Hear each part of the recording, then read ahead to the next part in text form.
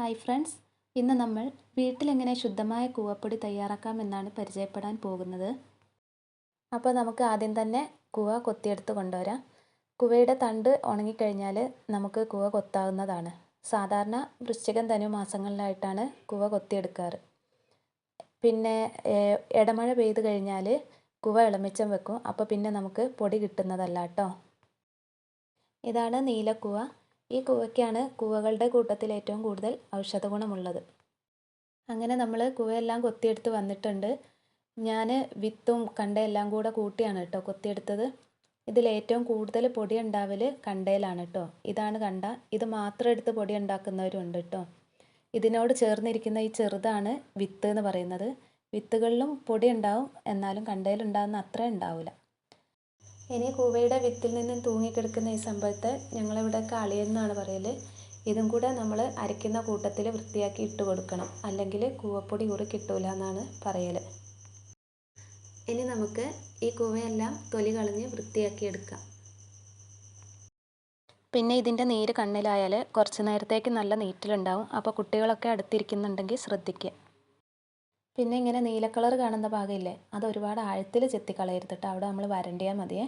അവിടെയാണ് നമുക്ക് കൂവയ്ക്ക് നല്ലപോലെ പൊടി കിട്ടലേ. വിത്ത് നമുക്ക് ഇതുപോലെ തന്നെ വൃത്തിയാക്കിയെടുക്കാം.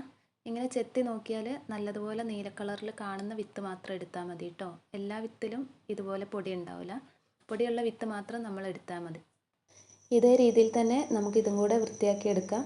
ഇതിൽ പൊടിയൊന്നും ഉണ്ടാവില്ല, പക്ഷേ ഇതിട്ടാലാണ് നമുക്ക് നല്ലതുപോലെ പൊടി ഊറി കിട്ടൽ കേട്ടോ. ഇനി നമുക്ക് ഈ വൃത്തിയാക്കി വെച്ച കൂവയെല്ലാം ഒരു 5-6 മണിക്കൂർ വെള്ളത്തിലിട്ട് വെക്കാം. ഇങ്ങനെ വെള്ളത്തിലിട്ട് വെച്ചാലില്ലേ നമുക്ക് കൂവ പെട്ടെന്ന് വൃത്തിയാക്കി എടുക്കാൻ പറ്റുമേ. പിന്നെ ഞങ്ങളുടെ ഇവിടെ കൂവ മില്ലിൽ അരച്ച് കിട്ടും കേട്ടോ. അപ്പോൾ നേരെ ഇനി കൂവയും കൊണ്ട് മില്ലിലേക്ക് പോവുകയാണ്. കൂവ മൊത്തം 19 കിലോ ഉണ്ടായിരുന്നു കേട്ടോ. അപ്പോൾ മില്ലിൽ നിന്ന് ഇതുപോലെയാണ് കേട്ടോ കൂവ അരച്ച് കിട്ടുക. തീരെ വെള്ളം ചേർക്കാതെയാണ് കേട്ടോ അവർ അരച്ച് തരിക. അടുത്തത് നമ്മൾ വായ്വട്ടമുള്ളൊരു ചെമ്പെടുത്തിട്ട് ഇതുപോലെ ഒരു തുണി കെട്ടി കൊടുക്കുക കേട്ടോ. തുണി കെട്ടുമ്പോഴില്ലേ നമ്മൾ തോർത്ത് പോലത്തെ തുണി കെട്ടരുത്. അപ്പോൾ അത് പിഴിയുന്ന സമയത്ത് അതിൻ്റെ ചണ്ടിയെല്ലാം അതിലേക്ക് വീഴും കേട്ടോ. എടുത്തത് അത്യാവശ്യം ഉറപ്പുള്ളൊരു ഡബിൾ തുണിയാണ്. ഇനി നമുക്ക് ഇതിലേക്ക് വെള്ളം ഒഴിച്ച് കൊടുക്കുക. വെള്ളം ഒഴിച്ച് കൊടുക്കുമ്പോൾ നമ്മൾ കൈകൊണ്ട് ഇങ്ങനെ അമർത്തി നോക്കുമ്പോൾ അതിൽ വെള്ളം ഇതുപോലെ കാണണം കേട്ടോ. എന്നാലേ നമുക്ക് കൂവ അതിലിട്ട് പിഴിയാൻ കഴിയുള്ളൂ. ഇനി നമുക്കിതിലേക്ക് കുറേശ്ശെയായിട്ട് കൂവ ഇട്ട് കൊടുക്കാം. കൂവ ഇട്ട് കൊടുത്ത് ഇളക്കുന്ന സമയത്ത് വെള്ളം വേണമെന്ന് തോന്നിയാൽ കുറച്ച് ഒഴിച്ച് കൊടുക്കുക കേട്ടോ.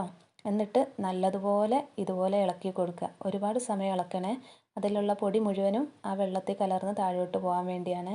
ഇതിൽ ഒരുപാട് വെള്ളം ആദ്യം തന്നെ ഒഴിച്ചാലില്ലേ നമ്മൾ കുറച്ച് കൂവ പിഴിയുമ്പോഴത്തേനും അത് നിറയും കേട്ടോ. പിന്നെ നമ്മൾ വേഗം തന്നെ ആ ചെമ്പ് മാറ്റേണ്ടി വരുമേ.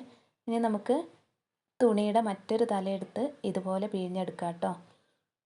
നമ്മൾ കൈകൊണ്ടാണ് സാധാരണ പിഴിയൽ, പക്ഷേ കൈകൊണ്ട് പിഴിഞ്ഞാൽ അത് കുറേ സമയം എടുക്കും. ഇങ്ങനെ ഒരു തുണി എടുത്ത് തന്നെ പിഴിയുകയാണെങ്കിൽ പെട്ടെന്ന് കഴിയും കേട്ടോ.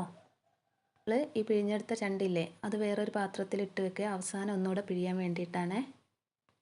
വീണ്ടും നേരത്തെ ചെയ്തതുപോലെ തന്നെ ചെയ്യുക കേട്ടോ. പിന്നല്ലേ ഒരുപാട് കുവയുണ്ടെങ്കിൽ എല്ലാം കൂടെ ഒരു പാത്രത്തിൽ പിഴിയരുത്. നമ്മൾ കുറച്ച് പിഴിഞ്ഞതിന് ശേഷം വേറെ വായ്വട്ടമുള്ള പാത്രത്തിലേക്ക് ആ തുണി മാറ്റി കെട്ടി കൊടുക്കുക. എന്നിട്ട് വീണ്ടും പിഴിയുക ഇതുപോലെ തന്നെ കേട്ടോ. ഇതാണ് ഞാൻ ആദ്യം പിഴിഞ്ഞെടുത്ത് വെച്ചത്. ഞാനിതുപോലെ 4 പാത്രങ്ങളിലായിട്ടാണ് കൂവ പിഴിഞ്ഞെടുത്ത് വെച്ചത്. ഇനി നമുക്കൊരു 3 മണിക്കൂറൊക്കെ കഴിഞ്ഞാൽ ആദ്യം പിഴിഞ്ഞ് വെച്ചത് ഊറ്റാം. പിന്നില്ലേ നമ്മൾ എടുക്കുന്ന ചെമ്പിൽ എന്തെങ്കിലും ചെറിയൊരു എണ്ണമയം ഉണ്ടായാൽ മതി, ആ പൊടി ഊറൂല കേട്ടോ. നമ്മൾ വെള്ളം ഒഴിക്കുന്ന കൂട്ടത്തിൽ തന്നെ ആ പൊടിയും കലങ്ങിപ്പോരുവേ. അപ്പം നമ്മൾ നല്ലപോലെ ശ്രദ്ധിച്ചിട്ട് വേണം പാത്രം എടുക്കാൻ. ഇനി നമ്മൾ ഈ പൊടിയിലേക്ക് നല്ല ശുദ്ധമായ പച്ചവെള്ളം ഒഴിച്ച് കൊടുത്ത് നല്ലപോലെ കലക്കിയെടുക്കുക. ഇതേപോലെ തന്നെ ഇനി ബാക്കിയുള്ള പാത്രത്തിലെയും വെള്ളം ഞാൻ ഊറ്റിക്കളയാണ് കേട്ടോ. ഓരോ 3 മണിക്കൂറിന് ശേഷം നമ്മൾ ആദ്യം പിഴിഞ്ഞ് വെച്ചതനുസരിച്ച് ഊറ്റിക്കളഞ്ഞാൽ മതിയേ. എന്നിട്ട് നമ്മൾ വീണ്ടും ഇതൊക്കെ പച്ചവെള്ളത്തിൽ നല്ലപോലെ കലക്കി ആദ്യം ഒഴിച്ച് പൊടിയാക്കി വെച്ച പാത്രമില്ലേ അതിലേക്ക് ഒഴിച്ച് കൊടുക്കുക കേട്ടോ. ഇതില്ലേ നമ്മൾ മാറ്റി വെച്ച ചണ്ടി ഒന്നുകൂടെ പിഴിഞ്ഞതാണ്. ഇതിൽ അധികമൊന്നും പൊടി ഉണ്ടാവില്ല കേട്ടോ. പിന്നല്ലേ നമ്മൾ ചണ്ടി പിഴിയുമ്പോൾ ആദ്യം പിഴിഞ്ഞതുപോലെ കുറച്ച് കുറച്ചിട്ട് പിഴിയേണ്ട ആവശ്യമില്ല. ഒരു 2 പ്രാവശ്യമൊക്കെ ആക്കി ഒറ്റ പിഴിച്ചൽ പിഴിഞ്ഞാൽ മതി. അതിലധികം ഒന്നും ഉണ്ടാവില്ല പൊടി, അതുകൊണ്ടാണ്. ഇതാ പിറ്റേന്ന് രാവിലെ ഇത് രണ്ടാമത് ഊറ്റാനായതാണ് കേട്ടോ. വെള്ളം കുറേ തെളിഞ്ഞു വന്നിട്ടുണ്ട്. ഇങ്ങനെ നമ്മൾ ഒരു 7 തവണയെങ്കിലും ഊറ്റി കൊടുക്കണം കേട്ടോ, എന്നാലേ അതിൻ്റെ കട്ട് പോവുകയുള്ളൂ. ഇങ്ങനെ നമ്മൾ ഓരോ പ്രാവശ്യം ഊറ്റിക്കഴിഞ്ഞാൽ വേറെ വെള്ളം ഒഴിച്ച് നല്ലതുപോലെ കലക്കി വെക്കണം കേട്ടോ. അങ്ങനെ ഫുള്ളായിട്ട് കലക്കിയാലേ അതിൻ്റെ ആ കേട് മുഴുവനും പോവുകയുള്ളൂ കേട്ടോ. ഞാനിവിടെ ഏറ്റവും അവസാനം ഒന്നുകൂടെ കലക്കിയതിന് ശേഷം നമ്മൾ ചായയൊക്കെ അരിക്കുന്ന അരിപ്പില്ലേ, അതിൽ ഒന്നുകൂടെ അരിച്ചിട്ട് വേറൊരു പാത്രത്തിലേക്ക് മാറ്റിയതാണ് കേട്ടോ ഇത്. ഇനി നമുക്കിത് ഉണക്കിയെടുക്കാം. ഉണക്കാൻ വെക്കുമ്പോൾ ഇല്ലേ, ഒരുപാട് കട്ടിയിലായാൽ ഉണങ്ങി കിട്ടാൻ ബുദ്ധിമുട്ടാവും. അതുകൊണ്ട് ഞാൻ ഒന്നുകൂടെ ഇതിൽ വെള്ളം ഒഴിച്ച് ചുഴറ്റിയതിന് ശേഷം വേറെ ഒരു പരന്ന പാത്രത്തിലേക്ക് ഒഴിച്ച് കൊടുക്കുകയാണ് കേട്ടോ. വേഗം ഉണങ്ങാൻ വേണ്ടി. കട്ടി കുറഞ്ഞാലാണ് നമുക്ക് പെട്ടെന്ന് ഉണങ്ങി കിട്ടുക. കുറച്ചധികം കട്ടിയിൽ പൊടി ഉണ്ടെങ്കിൽ നമ്മളിങ്ങനെ ചെയ്താൽ മതി, അല്ലെങ്കിൽ നേരിട്ട് ആ പാത്രത്തിൽ തന്നെ കൊണ്ടുപോയി ഉണങ്ങാൻ വെച്ചാൽ മതി. നേരത്തെ ഒഴിച്ച വെള്ളം ഊറ്റിക്കളഞ്ഞിട്ട് നല്ലൊരു തുണിയിട്ട് മൂടി വെക്കുക. ഇനി പിറ്റേ ദിവസം രാവിലെ നമ്മളെ പൊടി ഇതാ ഇങ്ങനെയാണ് കേട്ടോ ഉണ്ടാവുക. മുകൾ ഭാഗമൊക്കെ നല്ലതുപോലെ ഉണങ്ങി മിനുസ്സായിട്ട് കിടക്കും. ഇനി നമുക്കിതിനെ ഇളക്കി കൊടുക്കണം. നമുക്ക് വേണമെങ്കിൽ മൊത്തമായിട്ട് ഇളക്കി കട്ടയോട് കൂടെ മറിച്ചിടാം, അല്ലെങ്കിൽ ഇതുപോലെ കുറച്ച് കുറച്ച് ഇങ്ങനെ വരണ്ടി കൊടുത്തും ഇളക്കി കൊടുക്കുക കേട്ടോ. അങ്ങനെ ആകുമ്പോൾ നമുക്ക് കട്ടയാവുന്നത് കുറേ ഒഴിവായി കിട്ടും. മൂന്നാമത്തെ ദിവസം ഞാൻ ഈ 2 പാത്രത്തിലുള്ളതും കൂടെ ഒന്നിലേക്ക് ആക്കിയിട്ട് വീണ്ടും ഉണങ്ങാൻ വെച്ച്. കാരണം ഒരുപാട് വർഷം കേടുകൂടാതെ ഇരിക്കുന്നതാണ് ഈ കൂവപ്പൊടി എന്ന് പറയുന്നത്. അതുകൊണ്ട് നല്ലപോലെ ഉണക്കിയിട്ട് വേണം നമ്മൾ എടുത്ത് സൂക്ഷിച്ച് വെക്കാൻ. അങ്ങനെ 6ാമത്തെ ദിവസം നമ്മുടെ പൊടിയൊക്കെ നല്ലതുപോലെ ഉണങ്ങി വന്നിട്ടുണ്ട്. നമുക്ക് ഇതുപോലെ വേണമെങ്കിൽ ഇങ്ങനെ തന്നെ എടുത്തു വെക്കാം, അല്ലെങ്കിൽ കട്ട പൊടിക്കണമെങ്കിൽ മിക്സിയുടെ ജാറിലിട്ട് പൊടിച്ചിട്ട് നമുക്ക് സൂക്ഷിച്ച് വെക്കാവുന്നതാണ്.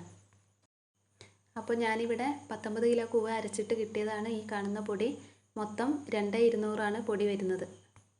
കൂവയുടെ കണ്ട മാത്രം എടുത്ത് ഉണ്ടാക്കുന്നവരാണെങ്കിൽ ഇതിലേറെ പൊടി കിട്ടും കേട്ടോ. ഇത് കഴിഞ്ഞ വർഷം ഞാൻ ഉണ്ടാക്കിയ മഞ്ഞക്കൂവയുടെ പൊടിയാണ് കേട്ടോ. ഇതേ രീതിയിൽ തന്നെയാണ് മഞ്ഞക്കൂവയുടെയും പൊടി ഉണ്ടാക്കുന്നത്. ഈ കൂവയേക്കാളും ഔഷധ ഗുണം കൂടുതൽ നീലക്കൂവയ്ക്ക് തന്നെയാണ്. വേനൽക്കാലങ്ങളിൽ കൂവവെള്ളം കാച്ചി കുടിച്ചാൽ നമ്മുടെ ശരീരത്തിന് തണുപ്പും അതുപോലെ തന്നെ ഉന്മേഷവും നൽകാൻ സഹായിക്കും. ഗർഭിണികൾക്കുണ്ടാകുന്ന ക്ഷീണം അകറ്റാനും അതുപോലെ തന്നെ യൂറിനറി ഇൻഫെക്ഷൻ ഉള്ളവർക്കും കൂവവെള്ളം കാച്ചി കുടിക്കുന്നത് നല്ലതാണ്. 1 ലിറ്റർ വെള്ളത്തിലേക്ക് 1 ടീസ്പൂൺ കൂവപ്പൊടി ഇട്ട് നന്നായി കലക്കിയതിന് ശേഷം നമുക്ക് അടുപ്പത്ത് വെച്ച് കൂവവെള്ളം കാച്ചിയെടുക്കാം. ഒരിക്കലും ചൂടുവെള്ളത്തിലേക്ക് കൂവപ്പൊടി ഇട്ട് കൊടുക്കരുത്, അപ്പോൾ പൊടി കട്ടയായി പോകും കേട്ടോ. ഇങ്ങനെ കാച്ചിയാൽ വലിയ ടേസ്റ്റ് ഒന്നും ഉണ്ടാവില്ല കേട്ടോ.